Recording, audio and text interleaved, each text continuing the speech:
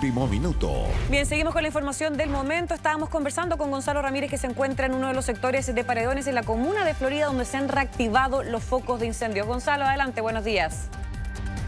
Último minuto. Buenos días, sí, se están reactivando, se han reactivado durante toda la noche y han permanecido, como vamos a ver en pantalla, generando, ¿verdad?, la preocupación de los equipos de emergencia que han trabajado durante toda la madrugada para mantener este fuego a raya en la medida de lo posible en los sectores que ellos pueden de alguna forma acercarse y mantenerlo lejos de la ruta. Ayer eso por momentos no se logró.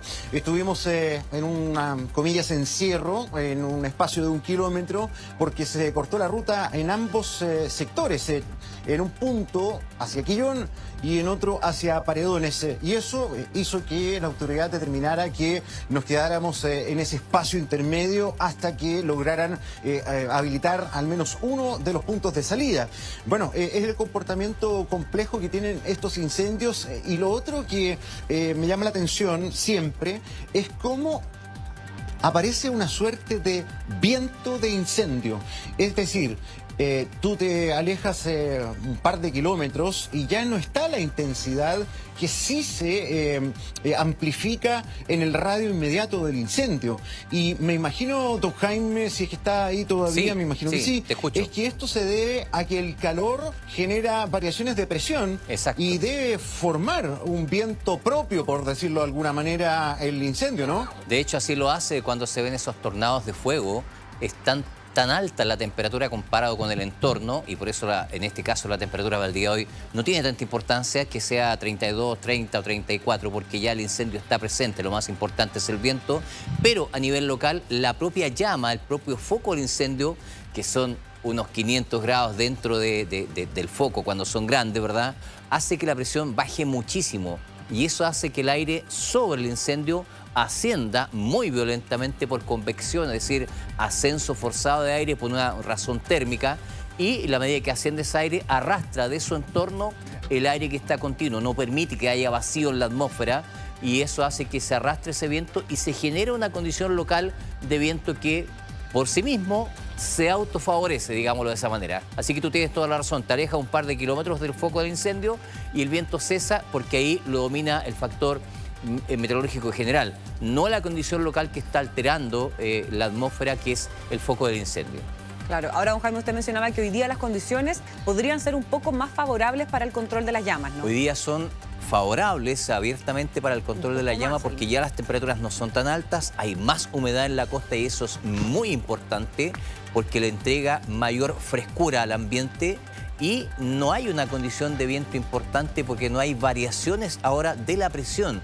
Y eso nos deja con vientos que a lo más van a alcanzar los 20, en el peor de los casos los 25 kilómetros por hora por condición general. Por lo tanto, la propagación hoy día es mucho más lenta, y así que con estas temperaturas no tan altas, esta mayor cantidad de humedad y menos viento, hoy día es un día ideal para el control. Y afortunadamente, estimado Gonzalo, esas condiciones se repiten casi idénticas el día de mañana, así que va a haber un buen periodo para el control, no solamente unas horas, sino que un buen periodo, más que una ventana, Florencia, porque a veces se producen ventanas de 6 horas de buenas condiciones para el control, y esas lamentablemente son durante la noche.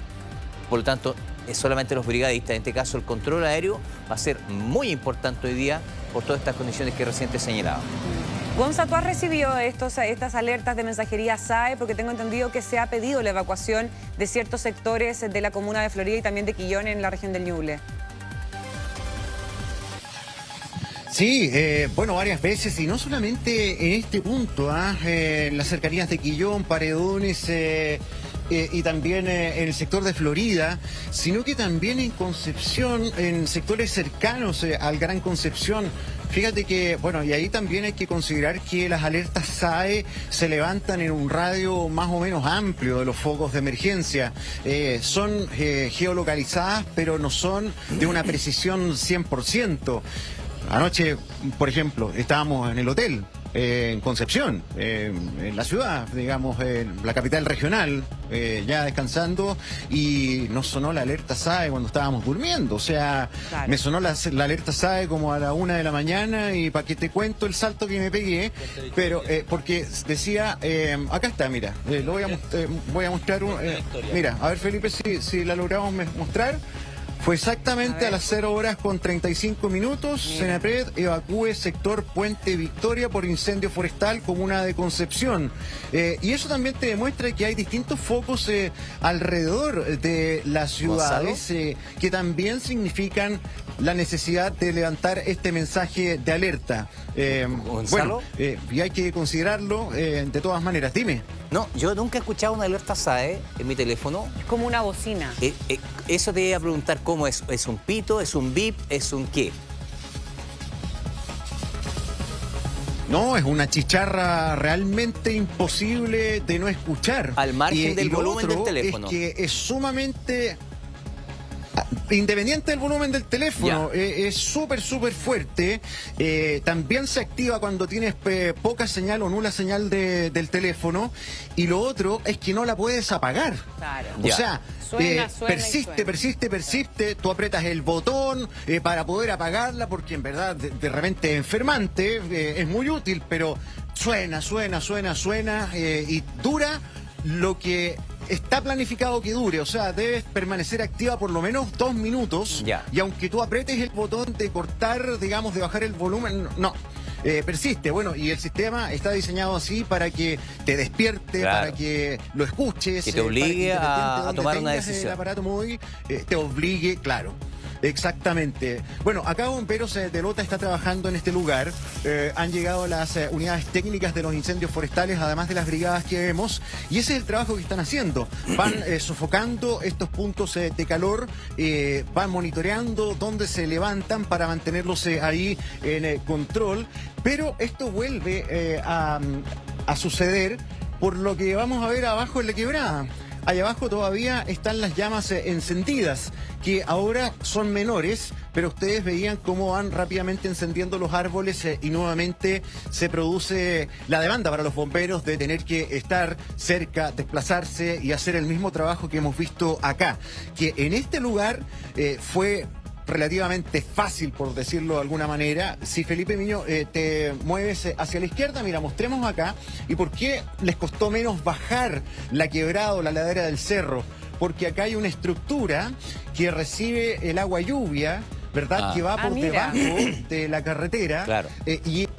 Lo que pasa es que cuando se diseñan las obras públicas en los caminos, tienen que poner estos ductos para orientar, para conducir las aguas lluvias de manera que no se generen socavones. Claro. Entonces, como tiene un paso directo, un paso expedito, pasa todo el agua lluvia de manera que no va socavando por debajo la base de la carretera en este caso. Bueno, ¿y por qué les menciono esto? Porque además del conducto, ¿no?, de este tubo, hay un refuerzo, mira Felipe, mostrémoslo abajo, que es prácticamente una gran escalera, porque el talud, digamos, en la pendiente, se refuerza precisamente para que la caída del agua lluvia no deteriore. Mira, acá se prendió de nuevo. Sí, esa es una ¿A lechada la derecha? de mezcla que hace que no arrastre sedimento. O sea, corre el agua por ¿Ya? encima de esa lechada, que es una capita delgada de cemento, no es hormigón armado, pero cemento Claro. solamente. Deben ser unos 3, 5 centímetros. Y es una lechada que le llaman, una capita delgada para que no vaya socavando la tierra.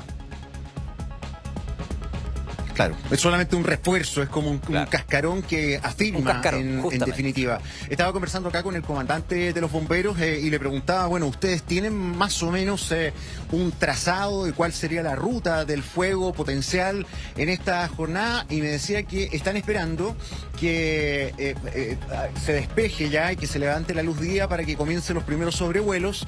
Que los primeros sobrevuelos sobre todo tienen una función de poder hacer un monitoreo desde la altura para ver qué trayectoria ha tenido el avance de las llamas durante la noche y con eso, más la información meteorológica de sus estaciones portátiles, ellos entregan un reporte que maneja CONAF ese reporte se le da a la comandancia que está en Ya. el puesto de mando, que está un poquito más abajo, Claro.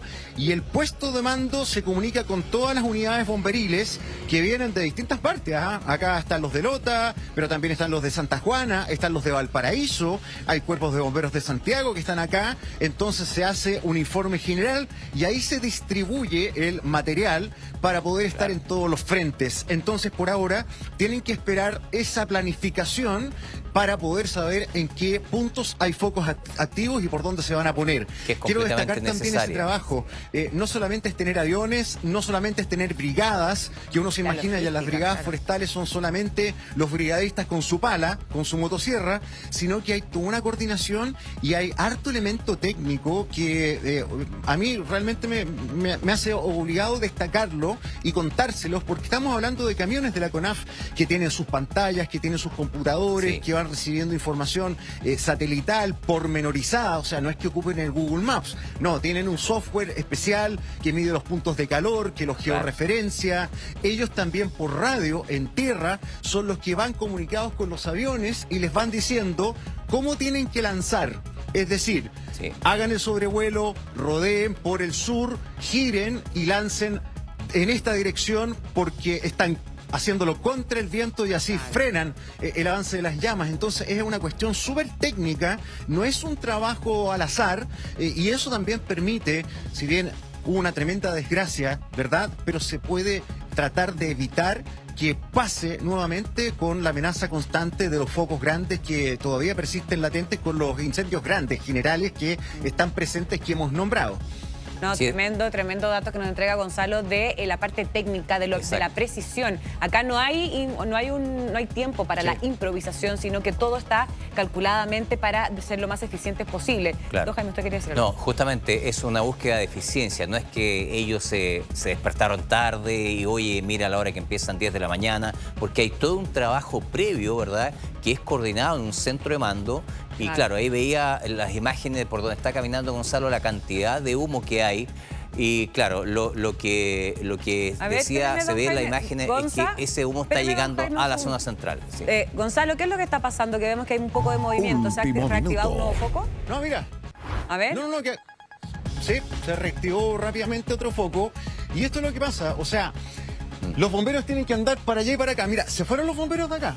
Apagaron ahí y se fueron. Seguramente a ver otro. Y mira lo que está pasando en cosa de minutos.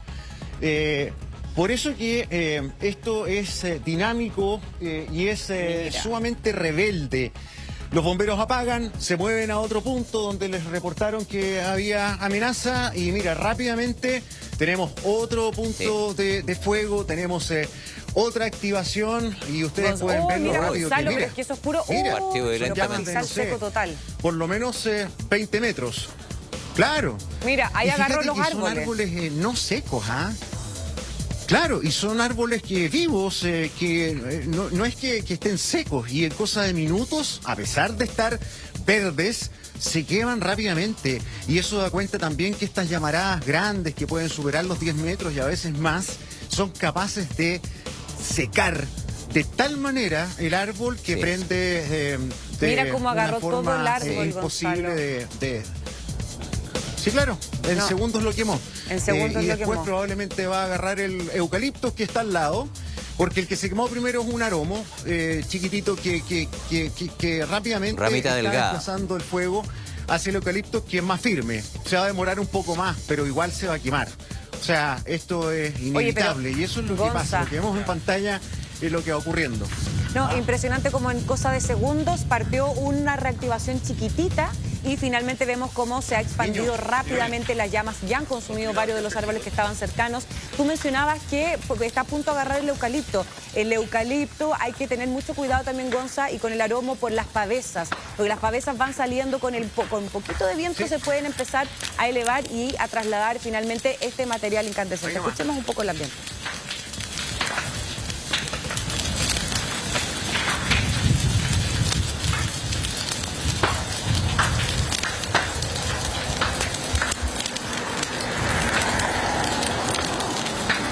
Sí, ahí estábamos escuchando un poquito del ambiente, ¿no? Cómo se van quebrando también los árboles en la medida que avanza el fuego. Bueno, nos acercamos un poco porque el viento nos favorece, está soplando hacia Quebrada Abajo. Y eso nos da la posibilidad de estar más cerca y también observar hacia qué sector se está desplazando el punto de fuego. Y si bien nosotros hablamos de una dirección del viento predominante, que en este caso está llegándonos a la espalda, y eso significa que viene desde la costa, está amaneciendo y el sol está, por decirlo, atrás del fuego. Allá está la cordillera, claro. Nos llega en la espalda el viento, es un viento de componente oeste, el predominante. Exacto. Pero el fuego se mueve con otra dinámica. Fíjense ustedes que el humo está levemente inclinado hacia la derecha, es decir, el fuego se está moviendo hacia Concepción, aunque el viento sea oeste. Y en esa medida también el fuego y el incendio cobra una dinámica de avance y de viento circundante que hace que los procesos de propagación sean a veces imposibles de determinar. El fuego tiene un avance libre, por decirlo de alguna manera. Ahora, el reporte que hagan las aeronaves a los comandos técnicos de bomberos y CONAF da digamos, el trazado general de la ruta del fuego. Eso sí se cumple y eso sí obedece y va alineado al viento predominante.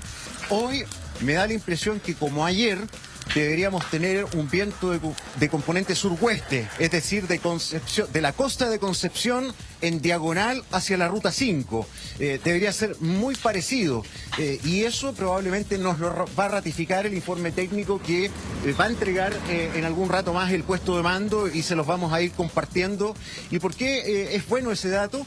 Porque así también podemos informar a los agentes que viven cerca, que están en poblados y en ciudades cercanas, cuál sería el comportamiento del fuego, y también tengan un grado de tranquilidad por la distancia, que sepan estos factores y en el momento que nos digan que el fuego está siendo amenazante, bueno, ese es el instante en que se activan las alertas SAE, en que la autoridad gatilla las evacuaciones y se está haciendo con antelación. Lo decía ayer el presidente Boris, que lo ha repetido varias veces, la necesidad de evacuar y que esto es obligatorio por el bien de las personas.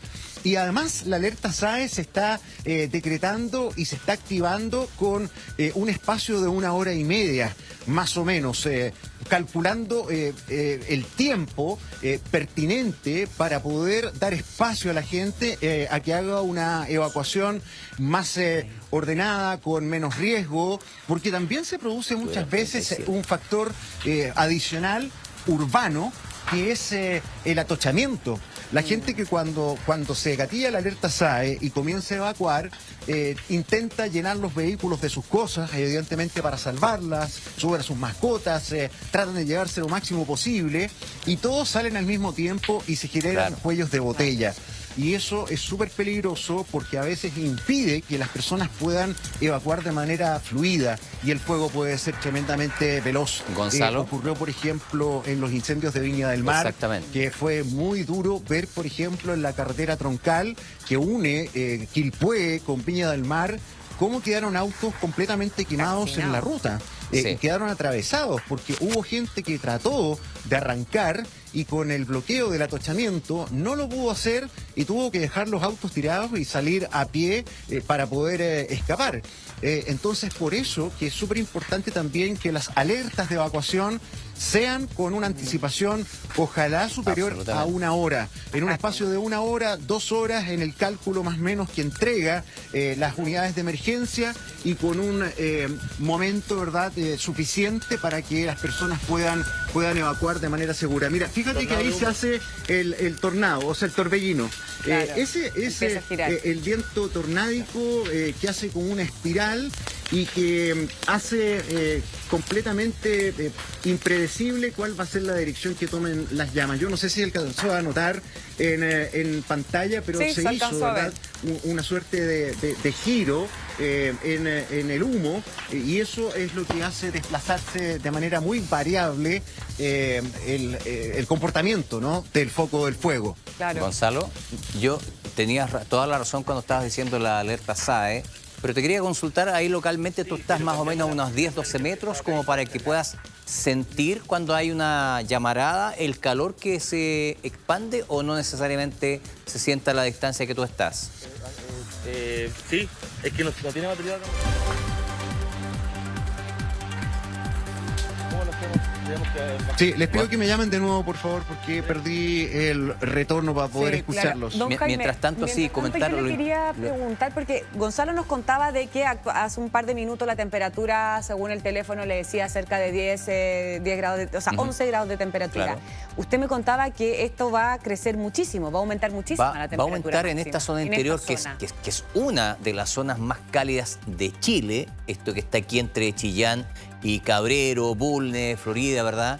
Ahí podrían tener perfectamente 32 grados, lo que comparativamente con los días anteriores son 5 a 6 grados menos. Eso es muy favorable y claro, cuando uno dice 32 grados, pero es muy caluroso. Pero hay nubosidad en la costa y eso hace que al tener viento del suroeste se refresque el ambiente y frene el ascenso de esa temperatura. Si no tuviéramos esta nubosidad, continuaríamos con temperaturas solo 35-36 grados. Así que es una situación favorable para el control y claro, el tema es que si uno dice 32 grados en Santiago y piensa en estar en ambientes exteriores, son más de 32, son 38, 40 grados al sol. Así que esas son las temperaturas que van a tener hoy día. Imagínate cómo es cuando hay a la sombra 37 grados, al sol tienes más de 46 o 47 grados. Y eso es lo que reseca el ambiente, por lo tanto no es menor la presencia de esta nubosidad baja porque refresca no solamente con la temperatura, sino que también con humedad. ¿Usted le tenía una consulta a Gonzalo? Sí, Gonzalo, te quería preguntar si cuando saltaban esas llamaradas, no sé a qué distancia estás, unos 10, 12 metros, ¿se siente como el calor se transmite hacia donde tú estás o no se alcanza a percibir? Último minuto. Sí, hay una radiación del calor, pero como en este momento el viento está Claro, favorable para nosotros, está quebrada abajo, va en dirección al este, no lo percibimos con tanta fuerza, pero Ya. cuando lo tenemos hacia nosotros, por supuesto que irradia el calor y puede ser una distancia de 20 metros, pero con mucha facilidad. Lo que le quería también comentar es que usted decía, hoy vamos a tener en la zona temperaturas en los valles entre, digamos, Ñuble y la Araucanía, probablemente en rangos normales para la época, Claro. que son 30 grados, que igual es caluroso, no extremos, pero yo creo que también, me imagino que usted va a coincidir conmigo, como hay tanto foco de incendio, eso hace bajar la humedad relativa del aire, Sí. por lo tanto el ambiente es mucho más seco. Y aunque sean 30 grados, digamos, es A la complicado sombra. porque al estar seco el ambiente, claro, a la sombra y seco el ambiente, igual esos factores hacen que siga siendo peligroso. Sí, efectivamente. Mira, ahí hay una pugna, una lucha entre lo que es el incendio que trata de propagarse, buscando justamente estas vías de expansión como es los pastizales, que es el material más fácilmente combustible. Lo que busca es eso y una vez que ya se instala, comienza a consumir lo otro. Es como la lluvia que busca, ¿verdad?, por gravedad las salidas más fáciles, en este caso el incendio, busca el material más fácilmente combustible, lo quema y se empieza a expandir. Y lo que tú decías es una pelea entre lo que genera de sequedad y alta temperatura el incendio respecto del viento más fresco y la humedad que genera la nubosidad. ¿Cuál prima? Bueno, va a depender también del estado de la vegetación. Por eso si el pastizal es muy seco y no se ha hecho mantenciones, como ocurre en muchas zonas rurales por razones obvias, ¿verdad? No se puede estar manteniendo todo lo que está ahí en el campo, pero sí en las cercanías de las estructuras habitacionales, ¿verdad? Por eso en este caso el incendio va a tratar de expandirse por donde mejor puede, buscando estos pastizales secos, después tomando la vegetación de mayor envergadura, resecándola, como ocurrió con ese arbolito chico, y en el caso de la nubosidad trata de meterse hacia adentro y ahí está la diferencia. Pero si uno compara con los días previos, hoy y mañana son los días de mejor, ¿cómo se llama?, condiciones para el combate, porque la expansión, la propagación no tiene tan buenas condiciones como hace un par de días atrás. No, sin duda, un desafío mayor también porque lo conversamos. Este tipo de zonas se tiene los aromos, se tiene los eucaliptos, Claro. y es vegetación que contiene esta resina y eso hace que sean elementos obviamente muy combustibles y que tampoco ayudan. Y que mantienen el y que calor. mantienen Es como el calor, aceite exacto. caliente en el fondo. Exacto, tal cual. Ahora, Gonzalo, yo escuchaba por ahí que pasaban varios autos. Tú me mencionabas que las rutas están parcialmente habilitadas, pero ¿se ha aumentado el tránsito por esta zona considerando que hay focos de incendio por ambos lados? No, está parcialmente abierto y eso quiere decir que en los puntos,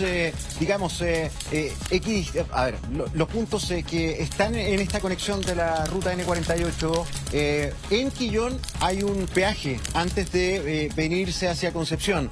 Y ahí hay un control de carabineros que es súper estricto. Entonces, siempre pregunta si son residentes o si es personal, ¿verdad?, de la prensa que nos autorizan con precaución a venir a la zona de combate del fuego. Y lo mismo pasa hacia Concepción si es que el camino está cortado. Entonces, se abre, se cierra, pero siempre se intenta que mientras haya focos de fuego y haya riesgo presente, solamente circule la gente estrictamente necesaria y se evite atochamientos, porque mira, está pasando los últimos días una situación que es difícil, pero a la vez tiene una cara buena. El Lirquén, que es uno de los lugares que ha sido más afectado y el que desgraciadamente tuvo más pérdidas de vida, ha ido mucha gente a ayudar. Llegan caravanas con banderas, con sus camionetas llenas de ayuda y por supuesto que eso es tremendamente valioso y la gente lo agradece muchísimo. Pero a la vez se hace un taco de un par de horas.